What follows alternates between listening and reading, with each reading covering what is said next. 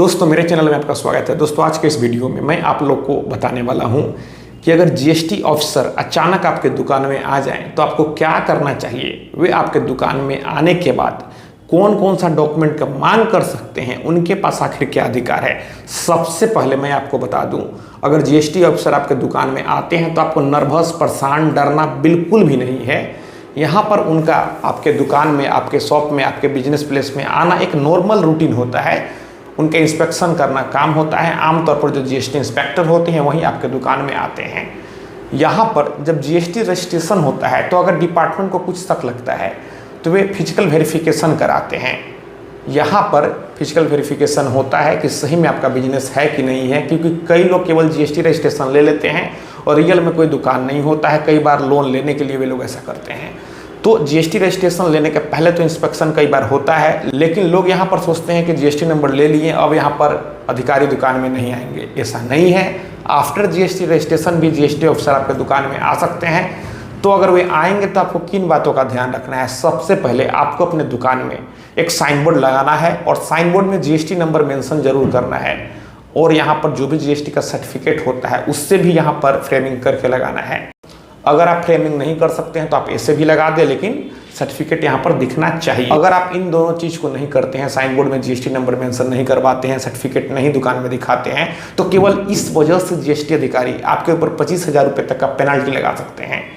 तो आपको इन बातों का ध्यान रखना चाहिए। उसके बाद आपने जो भी सेल किया है, जो भी परचेज किया है, जो भी पेमेंट किया है, उसका चालान का कॉपी, सारा चीज़ आपको दुकान में फाइल में रखना चाहिए। वे अगर दुकान में आते हैं तो वे इस चीज़ को चेक कर सकते हैं। अब जो कंपोजिट स्कीम में है, जो रेगुलर स्कीम में नहीं है, क्या उन्हें भी सेल परचेज का रिकॉर्ड रखना है? तो बिल्कुल उन्हें भी सेल परचेज का रिकॉर्ड यहाँ पर रखना है। अब यहाँ पर भी आपका स्टॉक भी चेक कर सकते हैं। अब स्टॉक कैसे चेक करेंगे, कैसे मिलाएंगे?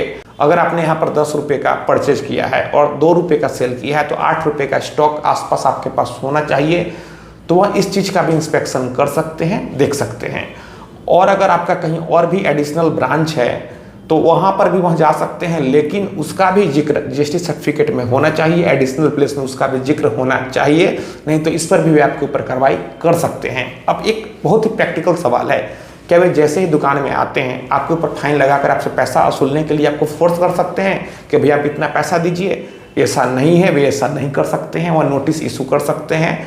आपके पोर्टल पर नोटिस दिखेगा और फिर नोटिस अगर देते हैं तो आपको जवाब भी देना होगा, या फिर पेनल्टी लगाते हैं तो आपको पे करना होगा, या फिर आप उसके खिलाफ हायर अथॉरिटी को अप्रोच कर सकते हैं। लेकिन जैसे ही दुकान में आते हैं उसी टाइम कैश लेने के लिए वे आपको फोर्स नहीं कर सकते हैं। अगर वे ऐसा करते हैं तो यह गलत है। इसी वजह से मैंने कई सारे वीडियो में बताया है कि आपको अपने दुकान में सीसीटीवी कैमरा जरूर लगवाना चाहिए, ताकि कोई भी आकर आपके ऊपर हावी नहीं हो। जो सही हो वही आपके साथ हो, गलत आपके साथ नहीं हो।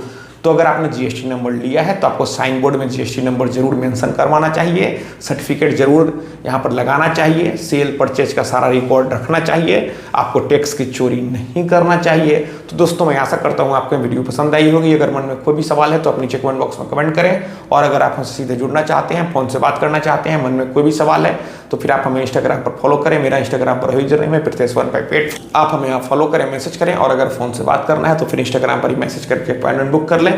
तो दोस्तों हम लोग मिलते हैं अगले वीडियो में एक नए टॉपिक के साथ। तब तक आप अपना और अपने परिवार का ख्याल रखें।